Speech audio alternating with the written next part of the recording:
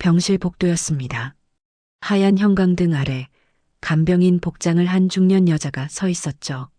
그 앞엔 20대 후반의 젊은 여자가 팔짱을 낀 채 내려다보고 있었습니다. 아줌마, 간병인 맞아요? 차가운 목소리가 복도에 울렸습니다. 맞아요. 그럼 무릎 꿇어요. 정숙은 천천히 무릎을 꿇었습니다. 복도 바닥은 차가웠죠. 서연은 고개를 숙인 정숙을 내려다보며 말했습니다.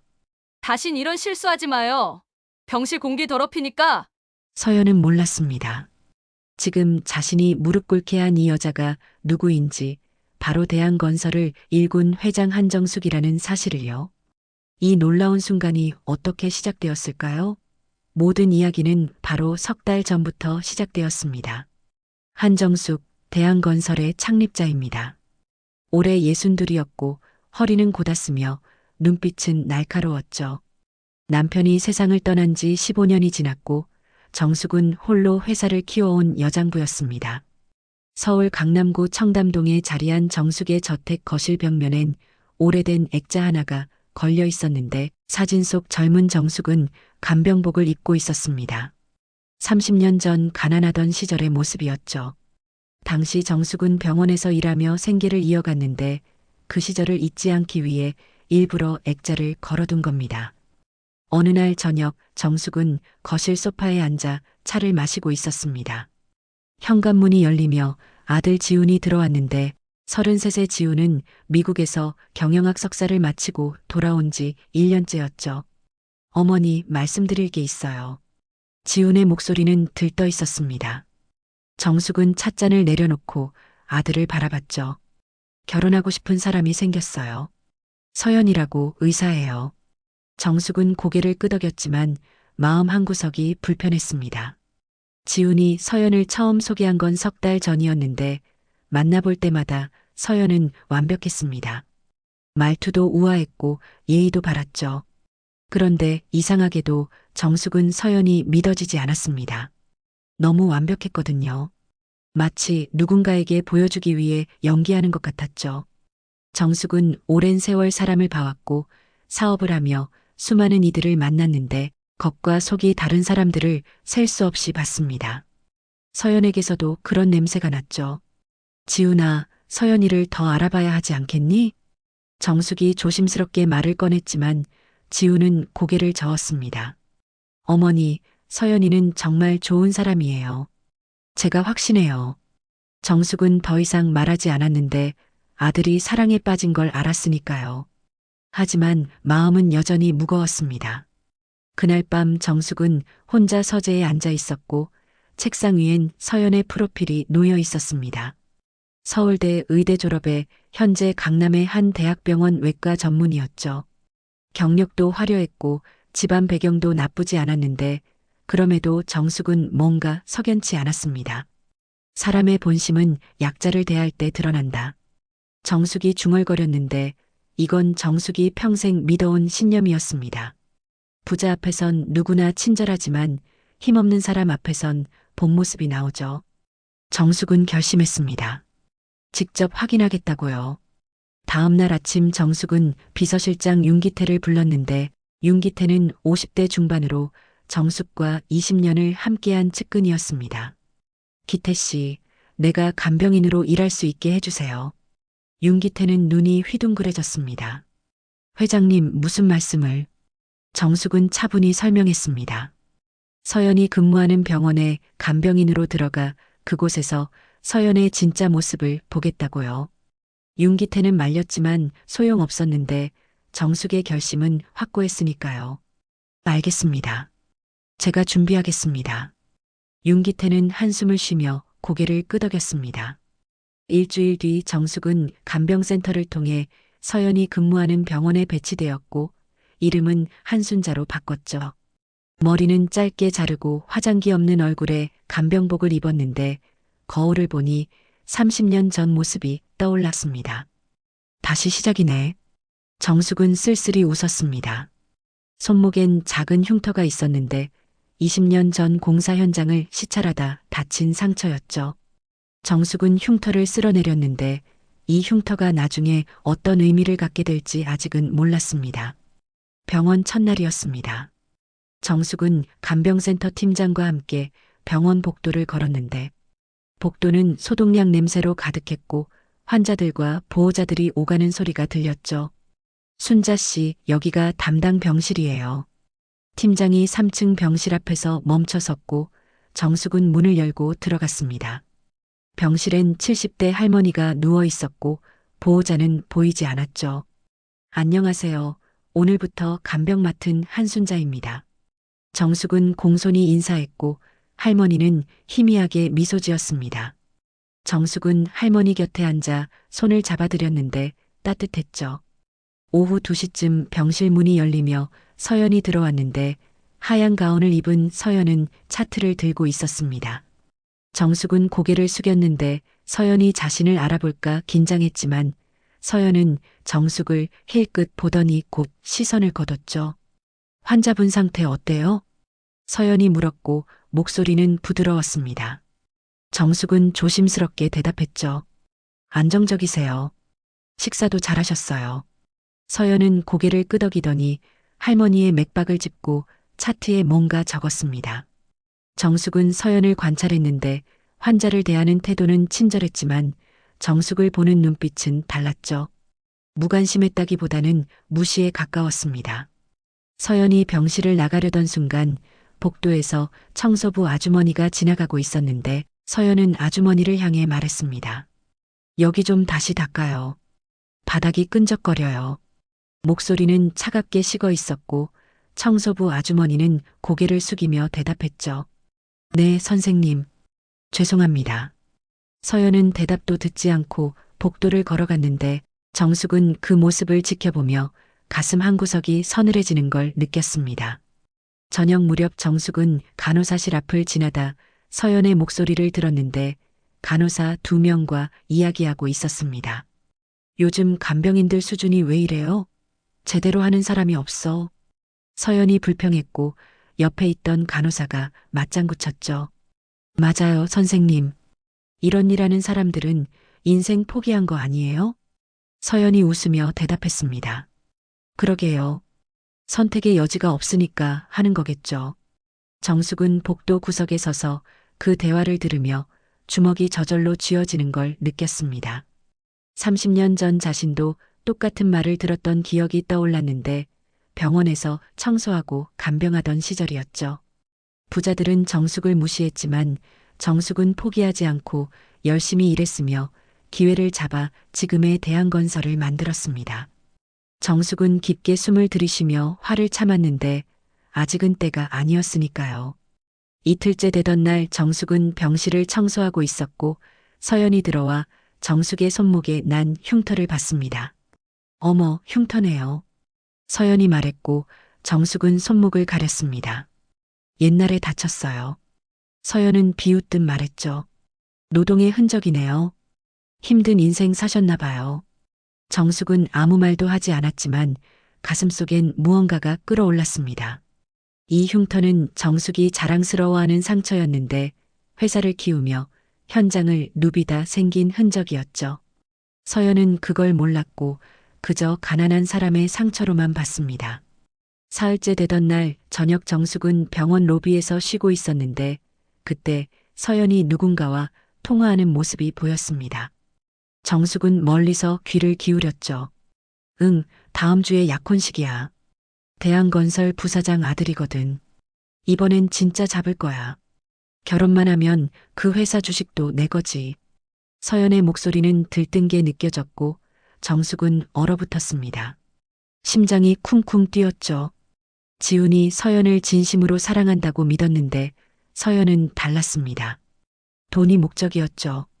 정숙은 로비 의자에 주저앉았고 손이 떨렸는데 분노가 치밀어 올랐지만 동시에 슬픔도 밀려왔습니다. 아들이 속고 있다는 사실이 견딜 수 없었죠. 하지만 정숙은 곧 마음을 다잡았는데 아직 끝이 아니었고 더 확실한 증거가 필요했으니까요. 끝까지 보자. 저 아이의 진짜 모습을. 정숙은 조용히 중얼거렸습니다. 나흘째 아침 정숙은 평소보다 일찍 병원에 도착했는데 새벽 공기는 차가웠고 병원은 조용했습니다. 정숙은 할머니 병실로 향했는데 복도를 걷다가 서연의 목소리가 들렸죠. 의사 휴게실에서 나오는 소리였고 정숙은 문 옆에 섰습니다. 언니, 나 진짜 대박 치는 거야. 서연이 흥분한 목소리로 말했습니다. 한지훈이라고 대한건설 부사장 아들. 엄청 순진해. 내가 원하는 건 뭐든 들어줘. 상대방이 뭐라고 했는지 서연이 웃으며 대답했죠. 사랑? 그딴 거 없어. 돈만 있으면 돼. 결혼하고 나면 회사 지분도 내 거고 그 집 재산도 반은 내 거잖아. 어머니는 좀 까다로운데 뭐 어때? 결혼만 하면 끝이야. 시어머니가 뭐라 해도 지훈이가 내 편 들 거야. 서연의 목소리는 자신감으로 가득했고 정숙은 숨이 막혔습니다. 다리에 힘이 풀려 벽에 기대야 했죠. 휴게실 문이 열리며 서연이 나왔고 정숙은 재빨리 고개를 숙이고 복도를 걸었습니다. 서연은 정숙을 힐끗 보더니 그냥 지나쳤죠. 정숙은 병실로 들어가 의자에 앉았는데 손이 떨렸고 가슴이 답답했습니다. 할머니는 아직 주무시고 계셨고 정숙은 창밖을 바라봤는데 서울 하늘은 잔뜩 흐려 있었습니다. 비가 올 것 같았죠. 정숙은 눈을 감았고 지훈의 얼굴이 떠올랐는데 순진한 아들은 누군가를 의심할 줄 몰랐죠. 그래서 걱정이었습니다. 정숙은 결심했는데 아들을 지켜야 한다고 서연의 진짜 얼굴을 완전히 밝혀내야 한다고 생각했습니다. 점심시간 정숙은 병원 식당 구석 자리에 앉아 간단히 식사를 하고 있었는데 그때 윤기태가 들어왔습니다. 정숙을 보자 조심스럽게 다가왔죠. 회장님. 윤기태가 작은 목소리로 불렀고 정숙은 고개를 들었습니다. 기태 씨, 여기서 회장님이라고 부르면 안 돼요. 윤기태는 당황하며 주변을 둘러봤는데 다행히 아무도 듣지 못했습니다. 죄송합니다. 그런데 괜찮으세요? 얼굴이 안 좋아 보이는데. 정숙은 고개를 저으며 말했습니다. 괜찮아요. 그보다 서연이에 대해 더 알아봐 주세요. 과거 기록, 인간관계, 뭐든 좋으니까요. 윤기태는 고개를 끄덕이며 최대한 빨리 알아보겠다고 했고 윤기태가 자리를 떠난 뒤 정숙은 혼자 앉아 있었습니다. 마음이 무거웠죠. 오후 3시쯤 정숙은 할머니를 모시고 병원 정원으로 산책을 나갔는데 봄꽃이 피어 있었습니다. 할머니는 정숙의 팔을 잡고 천천히 걸으며 말했죠. 순자 씨, 고마워요. 덕분에 편하게 지내요. 정숙은 미소 지으며 대답했습니다. 천만에요. 제가 해야 할 일인걸요. 할머니는 정숙을 바라보며 말했습니다. 순자 씨는 뭔가 다른 것 같아요. 다른 간병인들이랑은 느낌이 달라요. 정숙은 놀라며 물었죠. 무슨 말씀이세요? 할머니는 씁쓸하게 웃었습니다. 제가 나이는 먹었어도 눈은 살아있어요. 순자 씨는 뭔가 사연이 있는 것 같아요. 정숙은 대답하지 않았고 할머니는 더 묻지 않았습니다. 두 사람은 조용히 걸었죠. 저녁 6시 정숙은 병실에서 할머니의 저녁 식사를 챙기고 있었는데 그때 서연이 들어왔습니다. 평소와 달리 표정이 굳어 있었죠. 순자 씨, 나와봐요. 서연이 차갑게 말했고 정숙은 따라 나갔습니다. 복도였죠. 오늘 오전에 환자분 약 챙기라고 했는데 왜 안 챙겼어요? 서연이 따졌고 정숙은 당황했습니다. 아, 죄송해요. 아침에 간호사 선생님이 챙기신다고 해서. 서연이 말을 끊었습니다. 변명하지 마세요. 당신이 직접 확인했어야죠. 이래서 간병인들이 믿음이 안 가는 거예요. 정숙은 고개를 숙였는데 사실 그건 서연의 착각이었습니다.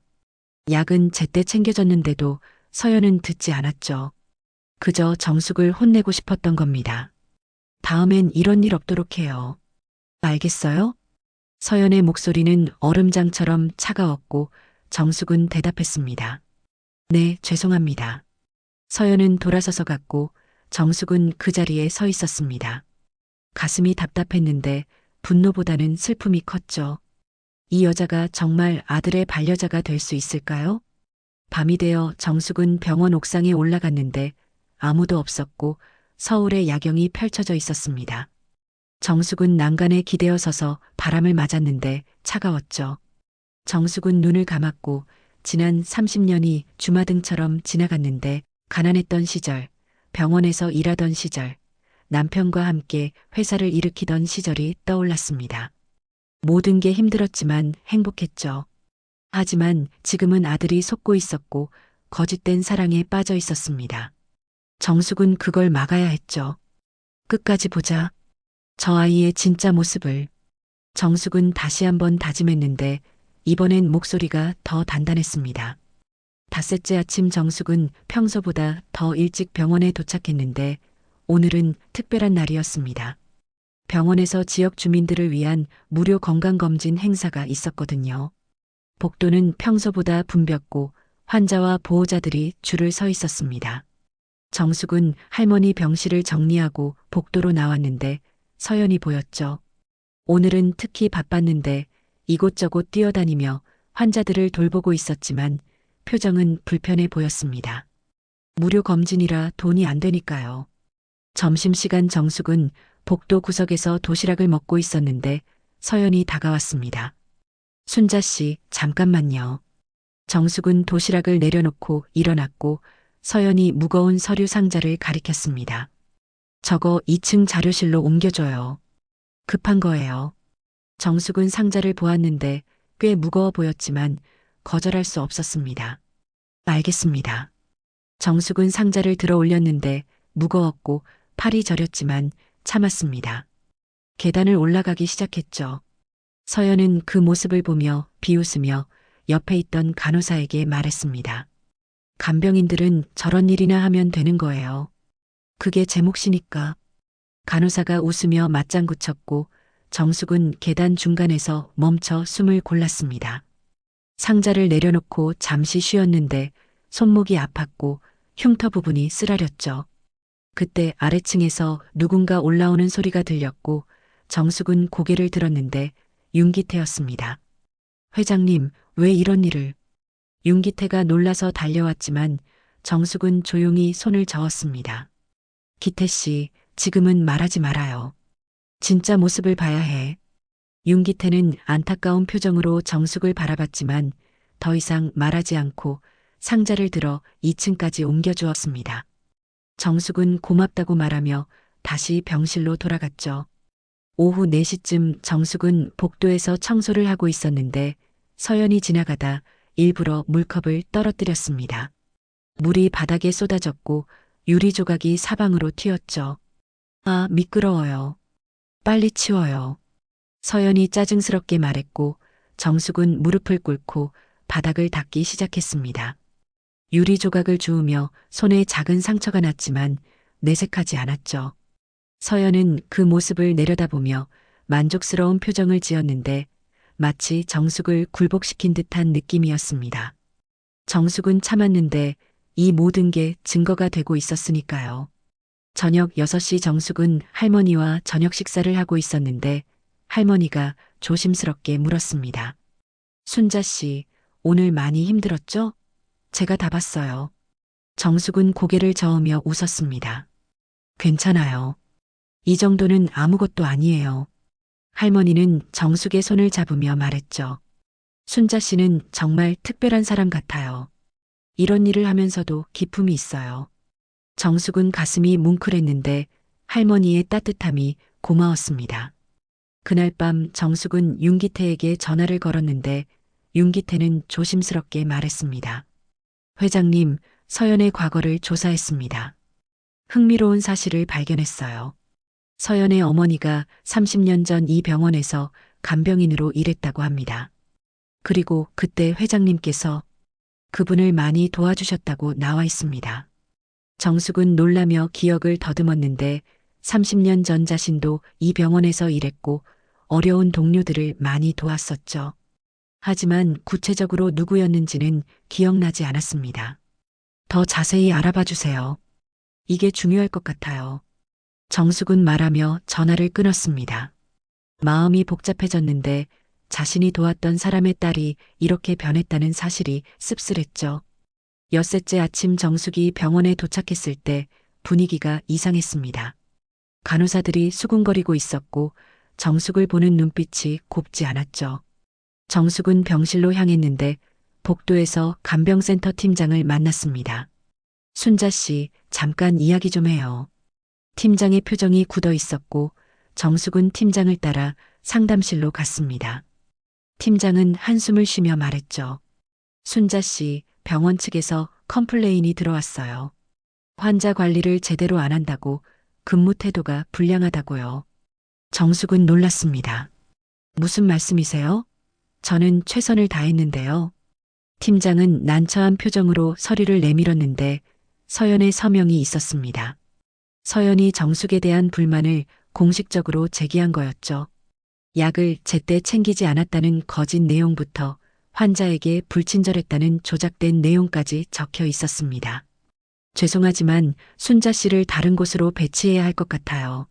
아니면 팀장은 말을 흐렸는데 사실상 해고를 암시하는 거였습니다. 정숙은 분노가 치밀었지만 침착하게 말했죠. 알겠습니다. 제가 알아서 하겠습니다. 정숙은 상담실을 나와 병실로 갔는데 할머니가 걱정스러운 얼굴로 기다리고 있었습니다. 순자 씨, 무슨 일이에요? 아까 간호사들이 수군거리는 걸 들었어요. 정숙은 미소 지으며 할머니를 안심시켰습니다. 괜찮아요. 작은 오해일 뿐이에요.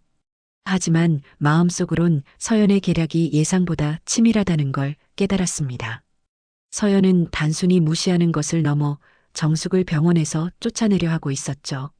정숙은 더 이상 물러설 수 없다고 생각했습니다. 점심시간 정숙은 윤기태를 불러 조용한 곳에서 만났는데 윤기태는 걱정스러운 표정으로 말했습니다. 회장님, 이제 그만하시죠. 너무 위험해요. 정숙은 고개를 저었습니다. 아니에요. 이제 거의 다 왔어요. 서연의 통화 내용, 녹음할 수 있나요? 윤기태는 잠시 망설이다 고개를 끄덕였습니다. 할 수 있습니다. 하지만 합법적으로 해야 해요. 정숙은 윤기태에게 구체적인 지시를 내렸고 윤기태는 고개를 끄덕이며 움직이기 시작했습니다. 오후 4시쯤 정숙은 복도에서 서연이 또 다른 통화를 하는 걸 목격했는데 윤기태가 몰래 녹음기를 설치해둔 상태였습니다. 맞아. 그 간병인 아줌마 말이야. 내가 쫓아내는 중이야. 너무 거슬려.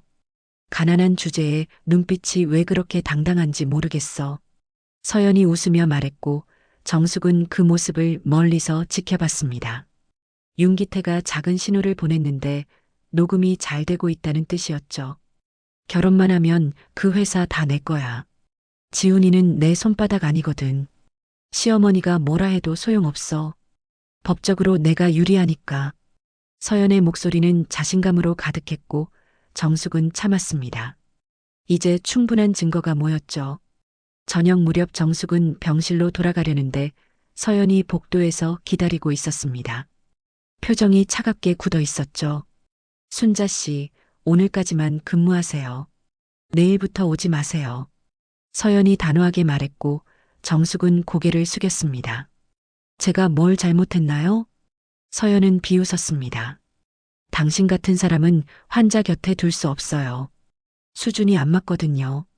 정숙은 주먹을 쥐었지만 아무 말도 하지 않았습니다. 서연은 만족스러운 표정으로 돌아섰고 정숙은 그 뒷모습을 바라봤습니다. 이제 진짜 싸움이 시작될 거라고 생각했죠. 그날 밤 정숙은 할머니에게 작별 인사를 했습니다. 할머니, 제가 내일부터 못 올 것 같아요. 할머니는 놀라며 정숙의 손을 잡았습니다. 왜요? 무슨 일이에요? 정숙은 미소 지으며 대답했습니다. 괜찮아요. 곧 다시 뵐 수 있을 거예요. 그때는 제 진짜 모습으로요. 할머니는 무슨 뜻인지 몰랐지만 정숙의 손을 꼭 잡았습니다. 정숙은 병원을 나서며 마지막으로 뒤를 돌아봤는데 이곳에서의 일주일이 길게 느껴졌습니다. 하지만 이제 끝이 보였죠. 윤기태가 차를 대기시켜놨고 정숙은 차에 올라타며 말했습니다. 준비하세요. 약혼식 날 모든 걸 공개할 거예요. 윤기태는 고개를 끄덕였고 정숙은 창밖을 바라보며 결심을 다졌습니다. 서연은 자신이 이겼다고 생각하겠지만 진짜 게임은 이제부터였죠. 일주일이 흘렀고 약혼식 날이 밝았습니다. 서울 시내 유명 호텔의 대연회장이었는데 화려한 샹들리에 아래 수백 명의 하객들이 모여 있었죠. 대한건설의 임원들, 의료계 인사들, 사회 명사들이 자리를 채웠습니다. 무대 중앙엔 지훈과 서연이 서 있었는데 지훈은 행복한 표정이었고 서연은 우아한 드레스를 입고 미소 짓고 있었습니다. 사회자가 마이크를 잡고 말했습니다. 이제 신랑 어머니께서 축사를 해주시겠습니다. 하객들이 박수를 쳤고 모두가 한정숙을 기다렸습니다. 하지만 정숙은 보이지 않았죠. 지우는 당황한 표정으로 주변을 둘러봤고 서연도 이상하다는 듯 눈살을 찌푸렸습니다. 그때 연회장 뒤쪽 문이 열렸습니다. 정숙이 들어왔는데 하지만 평소의 우아한 모습이 아니었습니다. 간병인 복장을 입고 있었죠. 하객들이 웅성거리기 시작했고 지우는 놀라서 입을 벌렸습니다. 서연은 얼굴이 하얗게 질렸는데 정숙을 알아봤기 때문이었습니다. 그 간병인 한순자가 바로 시어머니였던 거죠. 정숙은 천천히 무대를 향해 걸어갔고 하객들은 숨을 죽이며 지켜봤습니다. 정숙은 무대에 올라 마이크를 잡았는데 목소리는 차분했지만 단호했습니다. 여러분, 오늘 이 자리에 이렇게 와주셔서 감사합니다. 저는 대한건설 회장 한정숙입니다. 그리고 지난 일주일간 저는 간병인 한순자로 병원에서 일했습니다. 연회장이 술렁거렸고 서연은 뒤로 물러섰습니다. 지우는 어머니를 믿을 수 없다는 표정으로 바라봤죠. 왜 그랬냐고요? 사람의 본심을 보기 위해서였습니다. 제 아들이 사랑하는 여자가 어떤 사람인지, 약자를 대할 때 어떤 모습인지 직접 보고 싶었죠. 정숙은 서연을 바라봤고 서연은 고개를 숙였습니다. 정숙은 계속 말했습니다. 서연 씨, 기억나나요? 병실 복도에서 간병인 아줌마한테 무릎 꿇으라고 했던 거요. 하객들이 숨을 죽였고 정숙은 천천히 무릎을 꿇었습니다. 그때 그랬던 것처럼요. 연회장이 조용해졌고 정숙은 다시 일어나며 말했습니다. 당신은 제게 말했죠. 병실 공기 더럽히지 말라고. 간병인들은 인생 포기한 사람들이라고. 노동의 흔적이라며 제 손목 흉터를 비웃었습니다. 서연은 떨리는 목소리로 말했습니다. 죄송합니다. 정말 몰랐어요. 정숙은 고개를 저었습니다. 몰랐다는 게 변명이 되나요? 당신은 환자들에겐 친절했지만 간병인과 청소부들에겐 차갑고 오만했습니다. 그게 당신의 진짜 모습이에요. 지우는 충격에 빠진 표정으로 서연을 바라봤고 서연은 눈물을 흘리며 변명하려 했지만 정숙은 손을 들어 막았습니다. 그리고 이것도 들어보세요. 윤기태가 무대로 올라와 녹음기를 틀었는데 서연의 목소리가 연회장에 울려 퍼졌습니다. 결혼만 하면 그 회사 다 내 거야. 지훈이는 내 손바닥 아니거든. 사랑? 그딴 거 없어. 돈만 있으면 돼. 하객들이 술렁거렸고 지훈은 주저앉았습니다. 서연은 얼굴을 가리며 울기 시작했죠. 정숙은 서연을 내려다보며 말했습니다. 사람의 격은 돈이 아니라 마음에서 나옵니다. 당신은 의사라는 화려한 직함을 가졌지만 마음은 가난했어요. 서연은 무릎을 꿇으며 말했습니다. 죄송합니다. 정말 죄송해요. 회장님. 하객들은 서연을 비난하는 눈빛으로 바라봤고 지우는 고개를 떨구고 있었습니다. 정숙은 깊게 숨을 쉬었는데 가슴이 아팠습니다. 아들이 받을 상처가 걱정되었지만 이게 맞는 일이라고 생각했죠. 이 약혼식은 취소합니다. 여러분 돌아가세요. 정숙이 선언했고 하객들은 수군거리며 자리를 떠나기 시작했습니다. 무대엔 정숙과 지훈, 그리고 무릎 꿇은 서연만 남았죠. 지훈은 눈물을 흘리며 어머니를 바라봤습니다. 어머니, 왜 이렇게까지? 정숙은 아들에게 다가가 어깨를 잡았습니다. 지훈아, 내가 상처받을까봐 걱정했어. 하지만 지금 밝혀내는 게 나중에 후회하는 것보다 나아. 지훈은 고개를 끄덕이며 울었고 정숙은 아들을 껴안았습니다. 서연은 그 모습을 보며 울고 있었는데 모든 게 끝났다고 생각했죠. 하지만 정숙은 아직 할 말이 남아 있었습니다. 연회장이 거의 비었고 무대엔 정숙과 지훈, 서연만 남아 있었습니다. 윤기태도 무대 아래에서 지켜보고 있었죠. 정숙은 서연을 바라보며 천천히 입을 열었는데 목소리가 조금 달라졌습니다. 서연 씨, 당신 어머니 성함이 뭐죠? 서연은 고개를 들며 떨리는 목소리로 대답했습니다. 김미자예요. 정숙은 고개를 끄덕였고 눈빛이 부드러워졌습니다. 김미자 씨, 30년 전 이 병원에서 저와 함께 간병인으로 일했던 분이죠. 서연은 놀라서 정숙을 바라봤고 지훈도 이해할 수 없다는 표정이었습니다. 정숙은 계속 말했습니다. 당시 미자 씨는 어린 딸을 혼자 키우고 있었어요. 남편이 일찍 돌아가셨고 병원비도 없어서 힘들어했죠. 제가 그분을 도와줬습니다. 병원비를 대신 내줬고 딸의 학비도 지원했어요. 그 딸이 바로 당신이에요, 서연 씨. 서연은 얼굴이 하얗게 질렸고 기억이 떠오르는 듯 했습니다. 어린 시절 어머니가 고마운 분이 있다고 말했던 기억, 그분 덕분에 학교에 다닐 수 있었다던 이야기들이요. 서연은 입술을 떨며 말했습니다. 그게 회장님이셨어요? 정숙은 고개를 끄덕였습니다. 당신 어머니는 저에게 평생 은혜를 갚겠다고 했어요. 딸을 훌륭하게 키워서 꼭 보답하겠다고요. 그런데 그 딸이 이렇게 변했네요. 정숙의 목소리에 슬픔이 묻어났고 서연은 무릎을 꿇은 채 울기 시작했습니다. 지우는 복잡한 표정으로 어머니를 바라봤는데 이 모든 상황이 너무 충격적이었죠.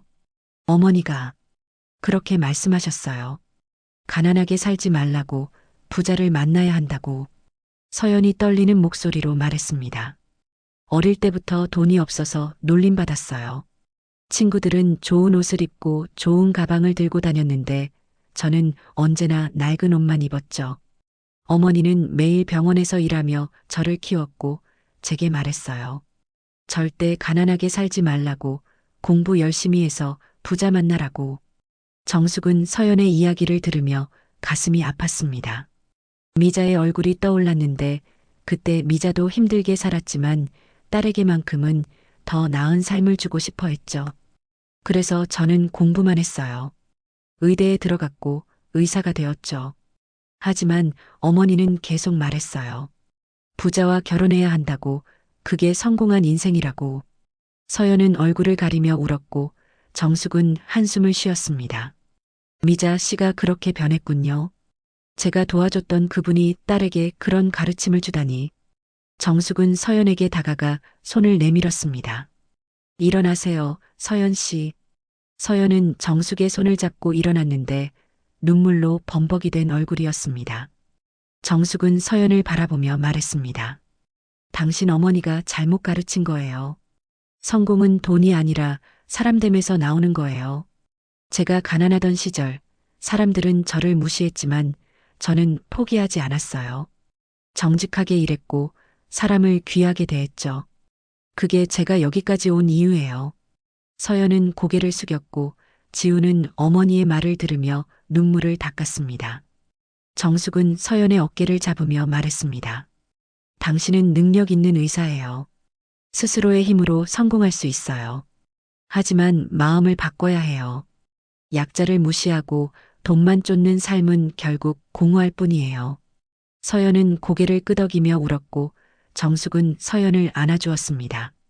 지우는 그 모습을 보며 복잡한 감정에 휩싸였는데 서연에 대한 사랑은 사라졌지만 불쌍하다는 생각도 들었죠. 제 아들과의 결혼은 안 돼요. 하지만 당신의 미래는 당신이 만들어 가세요. 어머니의 잘못된 가르침에서 벗어나서요. 정숙이 말했고 서연은 깊게 고개를 숙였습니다. 죄송합니다. 정말 죄송해요. 회장님께 받은 은혜를 이렇게 갚다니. 저는 정말 최악이에요.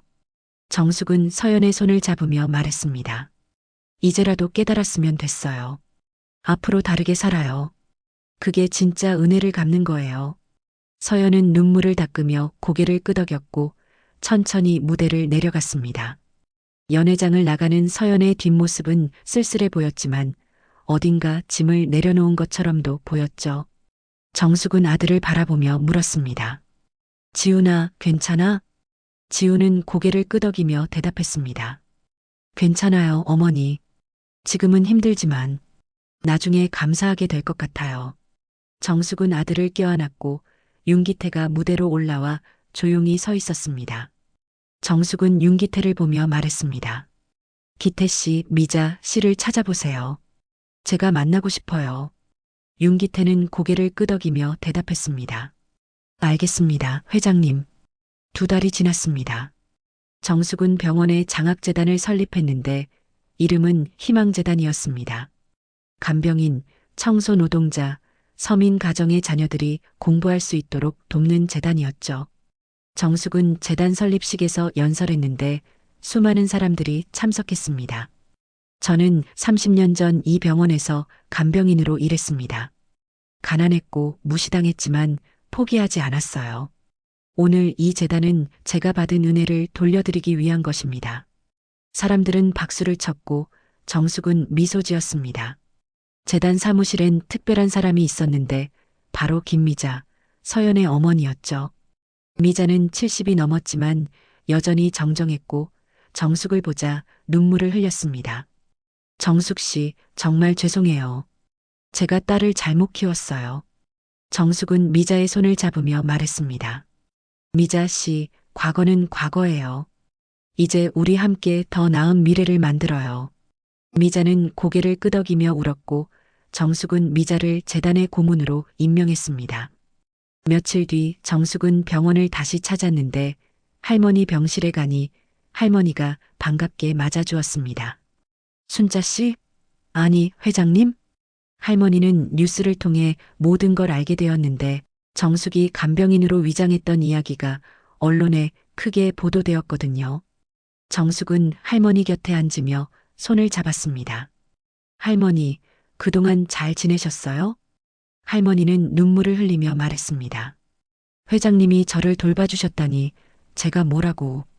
정숙은 고개를 저으며 미소 지었습니다. 제가 오히려 할머니께 많이 배웠어요. 할머니의 따뜻함이 저를 견디게 해줬거든요. 병실 창밖으로 봄 햇살이 들어왔고 따뜻했습니다. 정숙은 할머니와 이야기를 나누다 병원을 나섰는데 복도를 걷다가 서연과 마주쳤습니다. 서연은 여전히 이 병원에서 일하고 있었는데 정숙을 보자 멈춰 섰습니다. 회장님, 요즘 많이 달라졌어요. 간병인 선생님들께도 인사 먼저 하고 청소하시는 분들께도 감사하다고 말씀드려요. 서연이 조금 밝아진 표정으로 말했고 정숙은 고개를 끄덕이며 서연의 어깨를 두드렸습니다. 잘하고 있네요. 그렇게 계속하세요. 서연은 눈물을 글썽이며 고개를 숙였고 정숙은 복도를 걸어 나갔습니다. 병원을 나서며 정숙은 하늘을 올려다봤는데 파란 하늘이 펼쳐져 있었습니다. 바람이 불었고 상쾌했죠. 그날 저녁 정숙은 집으로 돌아왔고 지훈이 거실에서 기다리고 있었습니다.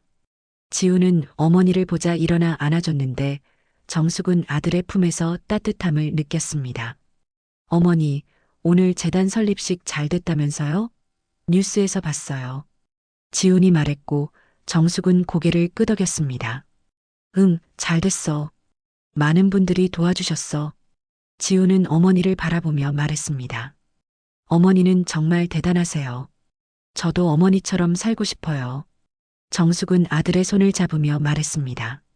지훈아, 사람의 가치는 그 사람이 약자를 어떻게 대하느냐에서 나온다는 걸 잊지 마. 돈이 많고 지위가 높아도 마음이 가난하면 진짜 가난한 거야. 지훈은 고개를 끄덕이며 어머니의 말을 가슴에 새겼습니다. 두 사람은 소파에 앉아 차를 마시며 이야기를 나눴는데 오랜만에 편안한 시간이었죠.